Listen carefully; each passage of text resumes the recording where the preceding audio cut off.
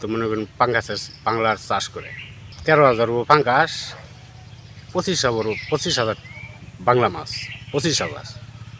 এটা তো মনে করেন রাত্রে 12টার পর মানে কেরা বড়ি দিয়া ই করে দিছে।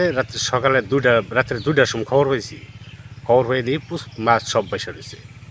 পরে বিডিআর আনলাম, থানাতে পুলিশ আনছি, পরে এরাও সব কিছু দেখে গেল।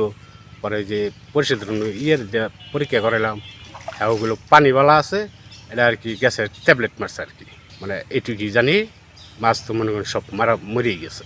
গতকাল আমি কালাদহ ইউনিয়নের বিদ্যানন্দের বশিরউদ্দিনের পুকুর মাছ মারা যায় ভিত্তিতে খবর পেয়ে সরজমিনে দেখতে গিয়েছিলাম। ওখানে গিয়ে আমি দেখতে পেলাম যে প্রচুর মাছ মারা গেছে। পুকুরে ঘোলা বেশি ছিল, পানি ঘোলা তো অনেক বেশি ছিল, এবং আমি পানির পিএইচ এবং অ্যামোনিয়া টেস্ট করেছি। পিএইচ ঠিক ছিল, কিন্তু অ্যামোনিয়াটা একটু বেশি ছিল।